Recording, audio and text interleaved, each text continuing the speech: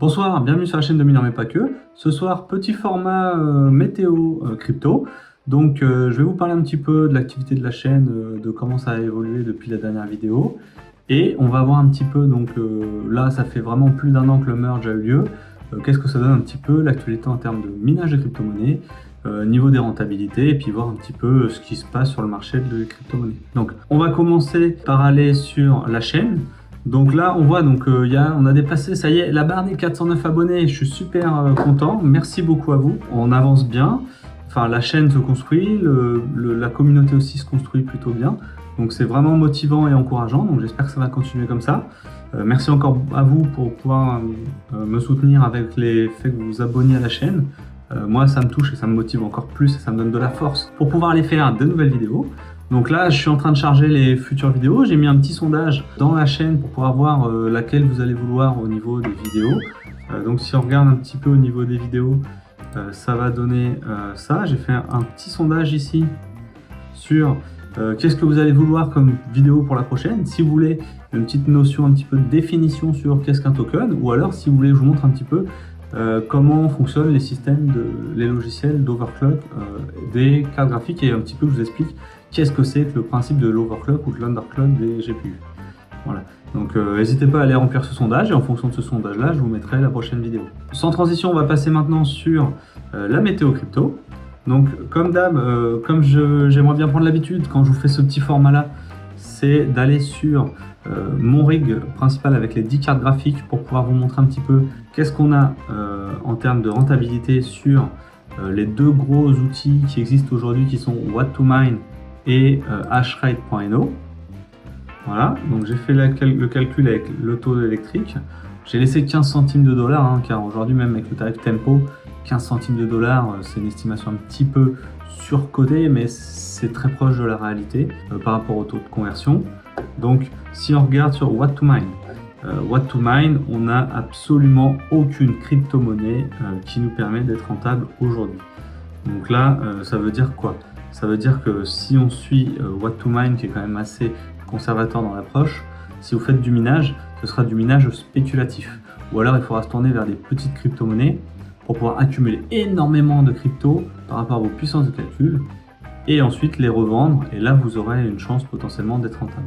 Et donc après, si on fait du Hashrate.no par rapport à la même configuration, et qu'on scrolle un petit peu sur la rentabilité, enfin les profits au niveau de la journée, quand on scrolle un petit peu, c'est pareil, on s'aperçoit vite qu'il n'y a aucune crypto qui est dans le vert, tout est dans le rouge en négatif en termes de rentabilité. Et la plus petite rentabilité, c'est peut-être le Kia Lacoin, celui-ci, qui a entre moins 2,16 et moins 2,46 sur une journée par rapport aux autres.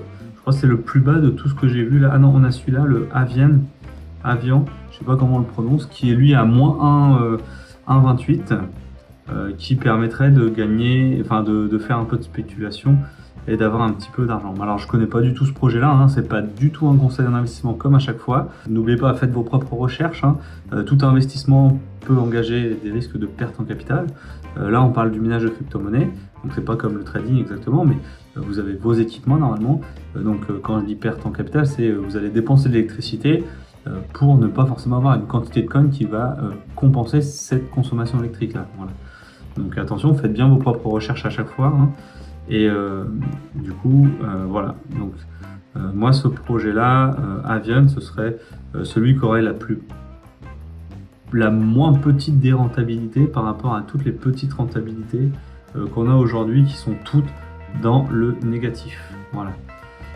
Donc si on passe, il y a le Skydodge aussi, moins 1,24, donc ça se bat un petit peu entre les deux là.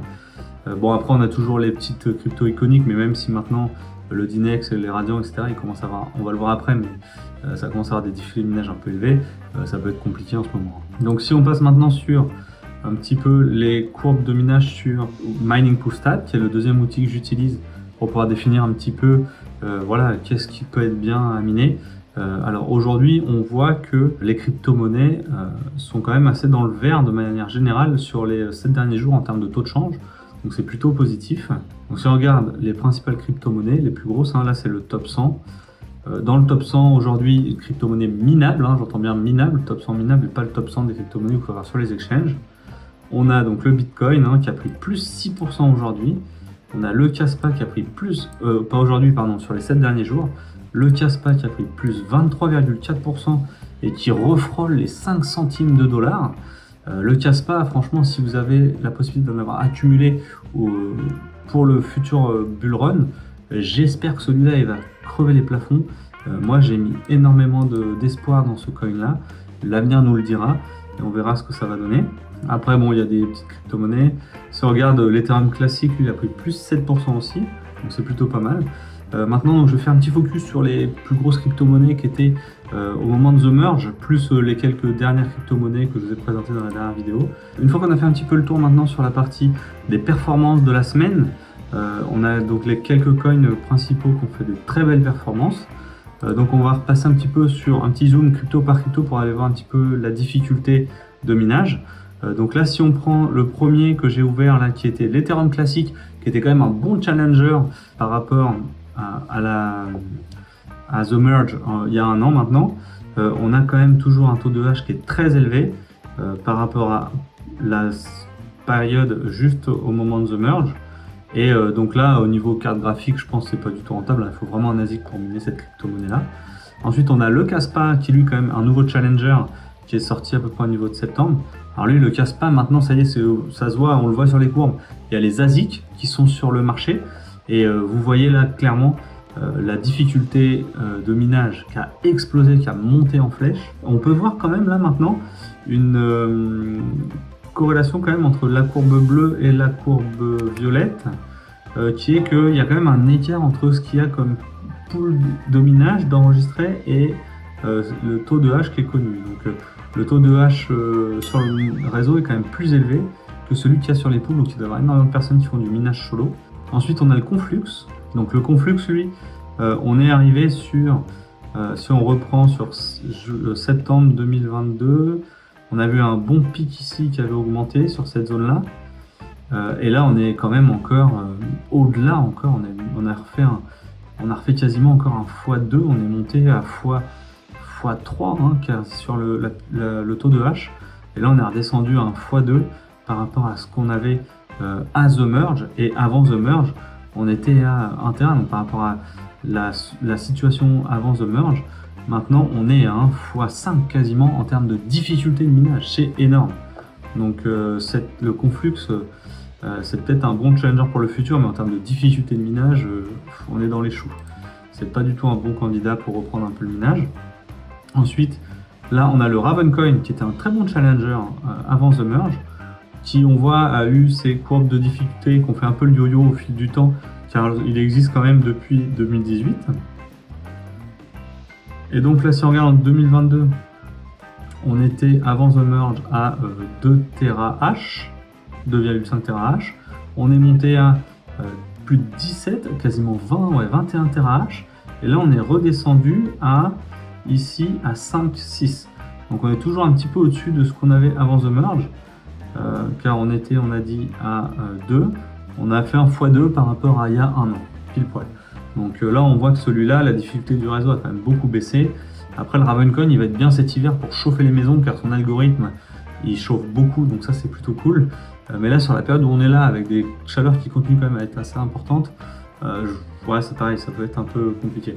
Et si vous voulez miner pour chauffer votre maison et avoir un petit payback, là, le Ravencoin, il peut être intéressant. Ensuite, on a un nouveau coin que j'ai trouvé là, c'était le Ethereum, enfin, nouveau coin. Un des forks qui a eu lieu après The Merge, qui était le Ethereum Proof of Work, donc le ETHW. Alors celui-là, moi, je me suis jamais intéressé jusqu'à aujourd'hui, c'est la première fois que je joue sa courbe. Là, on voit quand il est monté à The Merge, en fait, il y a eu énormément de puissance de calcul qui allait dessus, et ça a fait que baisser. Et là, on a une puissance de calcul qui est assez faible. Je pense que l'Ethereum classique, qui est la version 0 de Ethereum, a quand même beaucoup plus de puissance que l'Ethereum Proof of Work, qui lui est la version du coup, donc il y avait Ethereum classique, le fork qui a été Ethereum qu'on a tous connu. Après il y a eu le nouveau fork où ils ont transféré le Proof of Work en Proof of Stake. Et donc là c'est la 4e version d'Ethereum, on va dire. Donc voilà, donc moi j'y crois pas trop en ce projet-là, hein. Après, tant qu'ils donneront pas des bons narratifs et puis des vrais projets concrets sur la blockchain, j'y vois pas trop d'intérêt. Je reste un petit peu pro crypto-monnaie principale, Bitcoin et Ethereum. Ensuite, on a le Flux. Alors le Flux, c'est pareil, c'est un petit poulain que moi j'ai quand même 2 nodes à la maison, que j'ai quand même pas mal miné au fil du temps. Et je vous en ai parlé la dernière fois, je vous disais que les courbes avaient énormément redescendu. C'était quand même aussi corrélé avec le fork qu'il y avait eu, avec les récompenses divisées par 2. Là, on est sur une récompense qui est à peu près équivalente à celle qu'on avait en difficulté au niveau de The Merge. Ça avait baissé un petit peu avant The Merge jusqu'à juillet, et après à partir de juillet ça avait commencé à remonter un petit peu. Et donc on est à une difficulté de 3 MH donc sur le network, et là ça va commencer à remonter un petit peu. Par contre le flux en termes de prix il est vraiment très bas. Plutôt que de le miner si n'y a pas de conseil ici, mais moi ce que je fais c'est que je l'achète directement pour monter mon node, où j'essaie de faire quelques bots de trading, quelques trades positifs pour essayer d'augmenter un peu mon bac pour monter un 3e masternode. Et puis dès que j'aurai les 1000 flux, je remonterai le 3e node à la maison, puis je m'arrêterai là, j'attendrai le prochain bullrun, et puis en objectif, s'il redépasse les 4 $ au prochain bullrun, je pense que là je vendrai tout, et sinon je les garderai, je laisserai tourner le node pour gagner des récompenses passives. Mais maintenant, même le masternode Flux hébergé à la maison, on a une rentabilité négative. Donc c'est pas toujours très rentable, même les masternodes. Ensuite, donc il y a le Dinex. Alors lui, le Dinex, depuis mars, sa difficulté, elle ne fait que monter. Quoique là, elle a quand même descendu à 1,36 GH au lieu des 1,65 en record on a fait. C'est quand même très élevé. Le Dinex en termes de rentabilité, mais je pense que lui c'est un bon challenger pour le futur, car il apporte vraiment, d'après son narratif, des solutions techniques un peu innovantes par rapport au reste, donc ça c'est plutôt intéressant. Ensuite là on avait donc le Firo qui était également un bon challenger avant The Merge, qui lui là a une difficulté, c'est pareil, qui avait augmenté en flèche au niveau de The Merge, et là on est redescendu à une difficulté, donc avant The Merge on était à 50 Go, et là on est à peu près à 200 Go, donc on a quand même fait x4. Donc ça reste quand même assez élevé en difficulté pour le Firo, même si le Firo, sa valeur elle est quand même assez basse. Il avait bien performé au précédent bullrun. Et là après, donc on a l'avant-dernière crypto qui est le Neoxa, qui est un coin qui adosse un petit peu du free-to-play avec de la blockchain et du gaming. Donc ça c'est plutôt intéressant. Là j'en avais parlé la dernière fois, là sa difficulté elle augmente pas mal. Bon, je les avais contactés pour leur demander une interview pour en connaître un petit peu plus sur le projet. Malheureusement ils m'ont pas répondu encore. J'ai bon espoir qu'ils me répondent pour essayer de faire une petite vidéo sympa sur ce projet là. Et puis creuser un petit peu qui sont les développeurs, etc. Comme vous voyez dans mes vidéos, j'aime bien un petit peu partir sur une vision un petit peu en entonnoir. Et donc le dernier coin maintenant ça va être le Raptorum. Lui le Raptorum c'était quand même une tare montante juste avant The Merge, là sur 2022. Il avait quand même pas mal de le vent en poupe au niveau de l'activité sur les réseaux, ça marchait plutôt pas mal. Mais bon, quand on regarde le graphe, en fait, on s'aperçoit bien que il a été lancé, il est monté en max parce qu'il y a beaucoup de personnes qui se sont intéressées en early, et là il y a quasiment plus personne qui s'y intéresse, quoi. On est à 27 GH sur le network, quand au niveau de septembre l'année dernière on était à 68.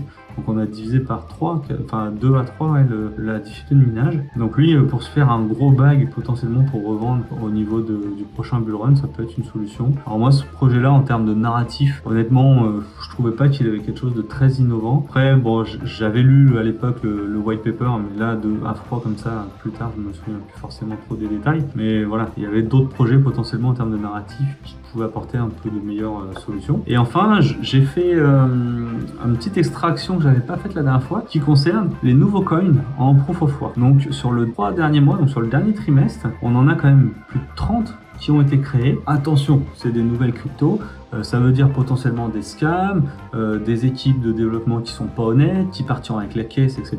Il y a énormément potentiellement d'arnaques. Mais si vous voulez être early dans les projets et faire du speculative mining, en fait c'est là-dedans qu'il faut aller rechercher les nouveaux projets pour essayer de les miner un petit peu avant tout le monde quand les difficultés sont très basses. Utilisez bien surtout des machines virtuelles pour installer les wallets. Faites pas confiance aux wallets qui sont sur les sites, allez toujours chercher les liens directement des développeurs des wallets pour votre sécurité. Quand on parle de MetaMask ou de choses comme ça évitera énormément de piratage et du vol de crypto-monnaie. Et voilà, après, ça peut être potentiellement là-dedans, on ne sait pas, une future pépite qui peut aujourd'hui ne rien valoir du tout, ne pas avoir de pré-mine et être un projet vraiment concret, solide. J'ai regardé quelques white papers là dans ces cryptos-là, mais aujourd'hui, j'en ai pas forcément identifié des très attrayantes. Ça a l'air plus vraiment là sur le coup d'être un peu des shitcoins, mais potentiellement dans tous ces 30 là, il y a peut-être une pépite qui dans 5 ans ou 10 ans pourra valoir quelques euros ou quelques centaines d'euros. Donc voilà, à s'intéresser à tous les narratifs et à voir un petit peu ce qu'il y a derrière et si ça peut être intéressant de faire un petit peu de pré-mining pour accumuler un gros bag, le stocker et quitte à avoir plusieurs millions de tokens, voire milliards, et à la fin les revendre le cas échéant si la crypto fait un bon pump et un narratif intéressant et que les lister sur des exchanges plutôt sympas. Donc voilà, c'est tout pour cette petite météo crypto. J'espère que ça vous a plu. Surtout, n'hésitez pas à me lâcher un petit commentaire pour me donner vos impressions sur la vidéo. Est-ce que ça vous a plu? Il n'y a rien de scripté, pas de fond vert. Là, je suis dans mon hôtel en déplacement. Donc, n'hésitez pas à me partager toutes vos idées. Et également, si vous avez aimé la vidéo, le meilleur soutien que vous puissiez faire, c'est mettre un petit like. Et moi, ça me donne encore plus d'énergie et de force pour continuer. Allez, bonne soirée et à bientôt!